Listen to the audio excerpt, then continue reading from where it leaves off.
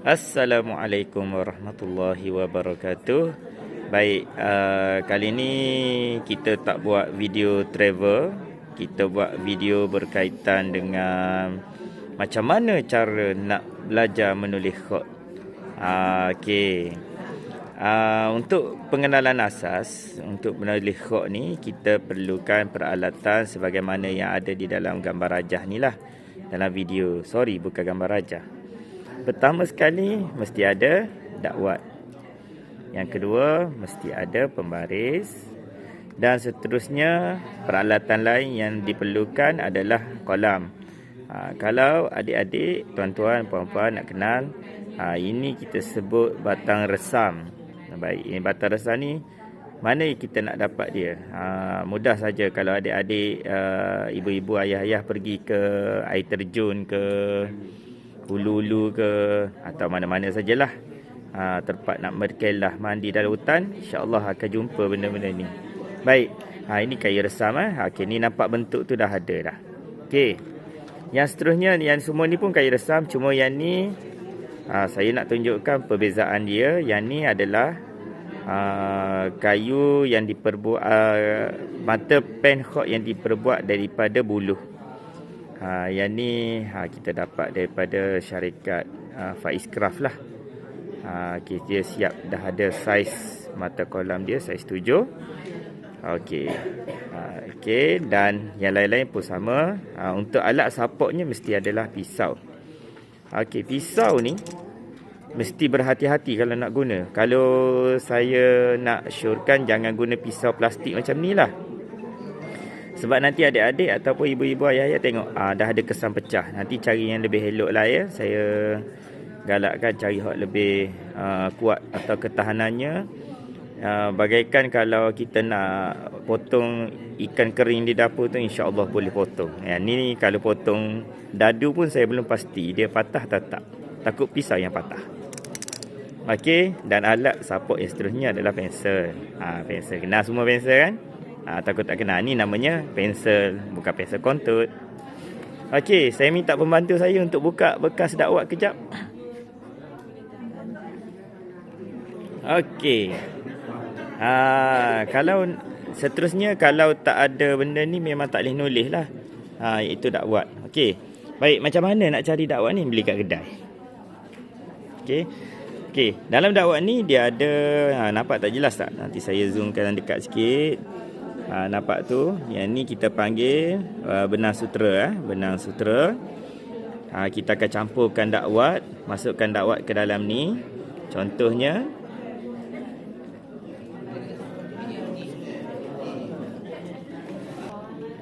okey, to be continue. Kita sambung. Okey, caranya kita masukkan dakwat ke dalam ni. Okey, minta tutupkan. Okey, bila dah masukkan, kalau adik-adik boleh minta ibu-ibu dan ayah-ayah. Sorry, ada gangguan tadi. Biasalah iklan di pagi hari. Okey, jadi kita masukkan dakwat tadi, kita spraykan air. Tujuannya kita tak nak bagi dakwat tu terlukat. Nanti saya akan tunjukkan sampel dia. Okey, baik. Ini untuk fasa yang pertama adalah pengenalan alatan asas untuk melihat. Jadi kalau nanti adik-adik boleh minta dengan mak ayah, carilah bekas-bekas dakwat, bekas kosong kotak apa macam ni.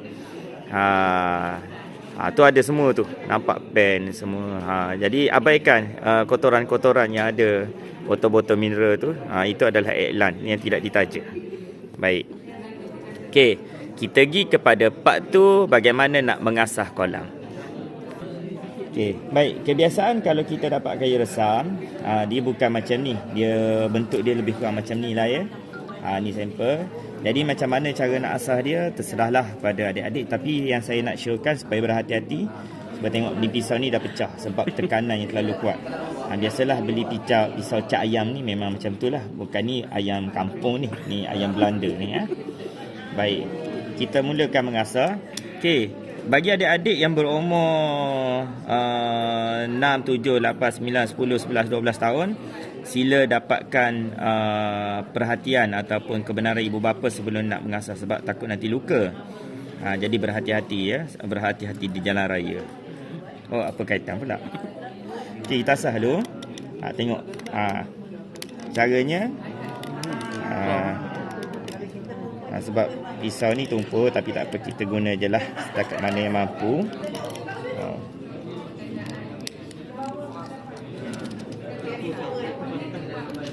Okey, boleh. Saya tunjukkan cara asah je dulu. Nanti adik-adik beli pisau yang elok Okey, bila kita dah asah, dia dah jadi bentuk dia macam ni. Okey. Sekarang sebab saya ni dia tangan saya tangan kiri. Bila tangan kiri, cara asah mata kolam tu agak bezalah. Okey, seterusnya masa kita membentuk mata kolam, okey, kita bentuk dia macam tu ikut kesesuaian adik-adik nak. Kalau saiz besar-besarlah. Kalau kecil-kecil kita ikut macam ni. Okey, bagi untuk yang menulis sebelah kanan, kita perlu menetak dia ataupun kita potong macam ni. Okey, boleh fokus sikit. Okey. Kalau sebelah kanan macam ni. Okey. Ini untuk sebelah penulis yang memegang tangan sebelah kanan lah Okey, macam mana nak bezakan dia? Kalau tangan kiri macam ni, okey, maksudnya dalaman dia, kedudukan dia menghadap kepada kita macam ni, dengan luaran dia di sini. Ustaz yang clean ada? Ustaz yang clean. 3. Okey, baik. Alhamdulillah, nampaknya malam ni kita ada jajan-jajan ya. Okey, baik. Sekali lagi saya terangkan. Tadi ada iklan daripada syarikat yang tidak berbayar. Okey, kita potong tang sini. Potong sini ni untuk bagi tangan kiri. Maksudnya bila dia menulis, dia akan jadi, okey, saya tunjuk pada mata kolam yang dah siap diasah. Dia akan duduk macam ni. Okey, dia akan duduk macam ni. Kalau tangan kanan, kalau kita asah dia tangan kanan, dia terbalik pula. Okey, saya ambil satu sampel yang dah ada tangan kanan. Yang ni pen daripada pelajar saya yang dia request, tak ingat nak ambil ni. Okey, kecil lah pula. Okey. Kalau tangan kiri, tangan kanan, dia lawan di sebelah sini. Dia lawan, dia potong sebelah sini Okey, baik. Jadi kita akan potong. Saya tunjuk dulu potong macam mana. Okey. Caranya adalah adik-adik perlu menggunakan pisau yang tajam. Dan tekan. Tekan sini. Maksudnya kalau nak tekan, kalau adik-adik rasa tak mampu, minta tolong ayah yang body sadar tu, suruh dia tolong tekankan lah. Okey. Ini Ustaz tunjuk cara shortcut lah. Maksudnya Ustaz ada pembaris ni, Ustaz letak je dia macam tu. Tapi Ustaz tak boleh nak letak kuat sebab nanti rosak meja. Nanti marah pihak hotel pada Ustaz. Baik. Ataupun sebelah kanan kita letak dia lawan macam tu. Okey, baik. Okey. Selesai daripada ni, okey, ini sampel yang Ustaz rasa kita ada satu sampel yang dah siap. Okey. Ni bila mana dia dah siap diasah. Ini untuk kegunaan tangan kiri. Tangan kanan, ingat tangan kanan dia lawan je kat tu. Okey. Kita pergi kepada part yang ketiga, macam mana kita nak tahu tulisan tu sesuai atau tidak dengan mata kolam yang diasah tadi. 3. Okey, kali ini sampailah kita kepada acara yang seterusnya, itu mengetes mata kolam. Jadi adik-adik kena tengok pastikan bersih lah tangan kita, jangan kotor lah kalau boleh, sebab nanti kalau kotor macam ni kita sentuh atas kertas. Okey, terlupa nak bagi tahu tadi, kertas ni kita panggil sebagai kertas art paper. Art paper ni adik-adik boleh tengok dia licin dia tak sama dengan kertas biasa. Dia tak sama kertas ni kertas biasa, yang ni kertas licin. Kertas licin ni boleh dapatkan di kedai alat tulis lah, bergantung kepada tempat dia. Baik. Setelah kita siap asah tadi, kita celup. Okey, pastikan anggaran celup tu tidak melekat lebih di mata kolam. Maksudnya sederhana macam ni. Okey, maksudnya kita celup. Dan untuk kaedah yang pertama, cuba kita buat letakkan mata kolam begini dan angkat. Okey, kalau nampak dia cantik, molek dia macam tu, maka adik-adik boleh teruskan menulis. Okey, dan untuk yang seterusnya, postur menulis, adik-adik cuba ambil gambar. Cuba tengok. Okey, kedudukannya adalah tegak. Tegak macam ni. Dan pastikan kertas kita duduk dalam keadaan horizontal 90 darjah. 90 darjah. Kalau adik-adik membongkok menulis macam ni, nanti lama-lama adik-adik akan rasa kesan sakit di belakang. Nanti kena pergi hospital. Kesian doktor, tambah kerja. Okey.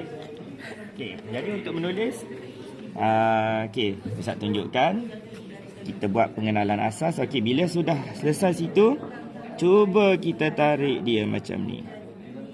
Okey, sesuai tak? Kalau rasa okey, maka adik-adik boleh teruskan dan kita test yang seterusnya. Cuba kita buatkan titik. Okey, titik. Okey, rasa sesuai. Dan seterusnya kita cuba balas dia ke sebelah sini pula. Okey. Kalau sini, kita dah tulis, kita rasa dah okey. Okey, kita teruskan kepada untuk menulis. Baik, untuk kali ini kita akan buat pengenalan asas untuk menulis khot rikaah. Baik, kalau nak tulis khot rikaah, kita akan pergi kepada step yang seterusnya. Okey. Untuk menulis khot rikaah, kita pastikan kita kena buat garis dulu. Okey, nak tahu kenapa? Sebab khot rikaah ni kebanyakan huruf-hurufnya itu berada di atas garisan. Maka kalau kita buat di bawah garisan tu ada juga contoh huruf Ain, huruf Mim, huruf Jim dan sewaktu dengannya. Baik, kita akan pergi pada macam mana kita nak tulis huruf Alif dahulu. Baik, sebagaimana yang telah ditunjukkan pada siri asasnya tadi, iaitu cara meletakkan kolam, maka dengan menggunakan kedudukan yang tegak, adik-adik boleh tarik untuk alif huruf khot rikaah. Okey, panjangnya taklah panjang sangat. Okey, dan menggunakan saiz mata pen yang sama, kita akan meletakkan 1, 2, 3. Maksudnya dia ada dalam 3 titik. Okey, ini bagi huruf alif dan kecondongan dia. Okey, adik-adik ataupun para ibu atau guru-guru boleh buat agaklah. Okey, tidak lebih daripada setitik. Okey, pentingnya menjaga mata kolam ini dari segi kedudukannya. Kalau kita salah letak mata kolam macam terlampau mendatar, dia akan jadi macam ni. Jadi wuduh ya. Ni tak masuk rekod ni ya. Ni kira kesalahan yang besar. Atau adik-adik sebab terlampau nak diet sangat, adik-adik letak hampir tegak macam tu, dia tak jadi juga. Ni antara bentuk kesalahan. Ataupun yang paling best dia jadi macam ular, tak cukup zat. Okey. Ketiga-tiga bentuk ini ataupun hampir sama ini adalah kesalahan yang besar. Jadi para guru dan ibu bapa perlu perhatilah macam mana cara menulis. Okey, tengok cara saya. InsyaAllah cara saya tidak sesat dan menyesatkan. Okey. Okey, daripada atas ke bawah. Okey, menuju ke pasak bumi dia. Okey.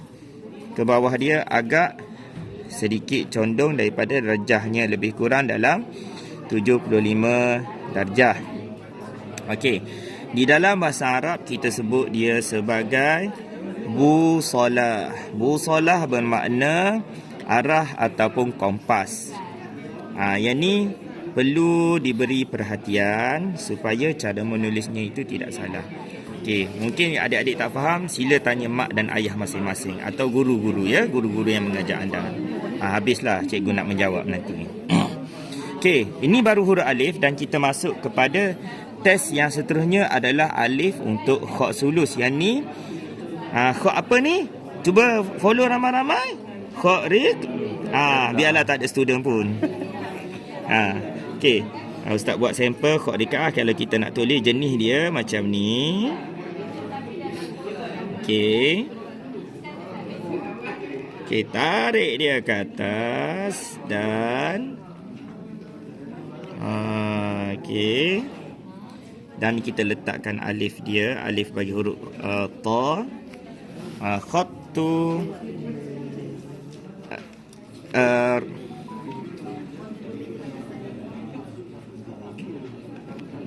Ar-riq'ah. Okey. Okey.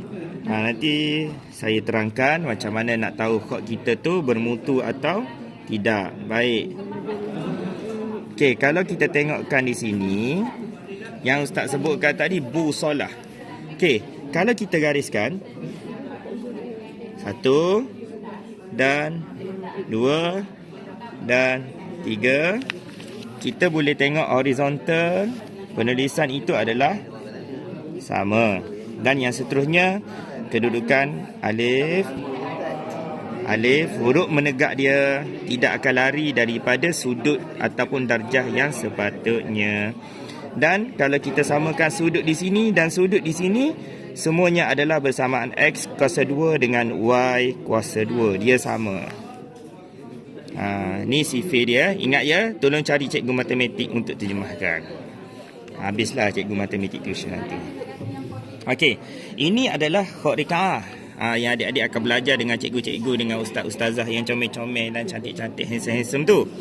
Kita pergi pada yang seterusnya, macam mana nak menulis khot sulus. Okey, untuk yang seterusnya adalah khot sulus. Khot sulus ni adalah digelarkan sebagai umur khot atau khot yang agak susah sikit untuk kita pelajari. Okey, cara nak membuat khot sulus, kalau kita khot rikaah dia hampir mendatar, khot sulus dia agak condong sedikit. Dan cara tarik dia turun ke bawah dan membentuk sedikit ekor, dan adik-adik perlu tarik ke atas sikit saja supaya tak terlebih dia punya dakwat tu. Dan yang paling penting adalah bahagian kepala dia. Dan kita lukis. Okey, sedikit. Okey. Dan cara mengukur dia adalah, kalau kita tengok 1, 2, 3, 4, 5, 6 ataupun sehingga 7. Baik, apa beza dua ni? Apa beza dia? Bezanya adalah yang ni menggunakan separuh daripada titik yang ini. Itu bagi khot rikaah separuh, manakala sulus dia penuh.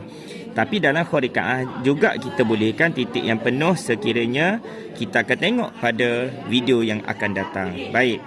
Dan kesalahan di dalam khot rikaah ni banyak. Contohnya dia tulis macam ni juga, tapi ada yang dia buat macam hampir terlalu lurus. Lepas tu dia buat kepala macam ni. Ada juga yang buat terlalu tebal, dia pegang mata kolam macam ni. Lepas tu dia pun bentukkan kepala macam ni. Macam-macam cara yang salah. Jadi dua ini adalah cara yang salah, tak betul. Baik, kita tengok macam mana menulis khot sulus. Contohnya, okey, kita tarik ke depan. Kita bentukkan jenis dia dan kita angkat sedikit mata kolam. Angkat sedikit macam tu. Dan kita bentukkan rumah bagi huruf ta. Okey. Dan lukis sikit. Adik-adik kena belajar melukis. Dan buatkan huruf alif bagi ta, rumah ta. Okey. Dan jangan lupa letak titik. Nanti jadi halt. Lain sebutan tu. Okey, dan tarik huruf alif khot. Kita akan tulis khotus sulus. Kalau tulisan ustaz tak cantik disebabkan oleh meja yang tak rata lah. Sila request beli meja yang rata dengan mak dan ayah masing-masing. Okey. Dan kita tarikkan dia. Pastikan adik-adik menggunakan tangan yang sesuai. Kalau adik-adik menulis tangan kanan, silalah guna tangan kanan. Jangan tiru saya guna tangan kiri. Ini bergantung kepada kesesuaian. Okey, dan tarikkan dia. Okey. Boleh belajar tiru macam mana cara ustaz tulis. Okey. Siap tulisan tu, maka kita tambahkan jarum di kepala dia. Jangan lupa, kalau tak ada kepala nanti dia jadi Khot tak tahu apa-apa. Khot khusyaiyah. Okey. Okey, dan kita warnakanlah kat dalam tu. Sempurnakan dia. Okey, untuk maklumat khot suluh ni dia ada baris. Okey, ada baris, tapi untuk baris Ustaz akan tunjukkan sampel pada video yang akan datang. Okey, jumpa lagi. Bye bye. Yahoo.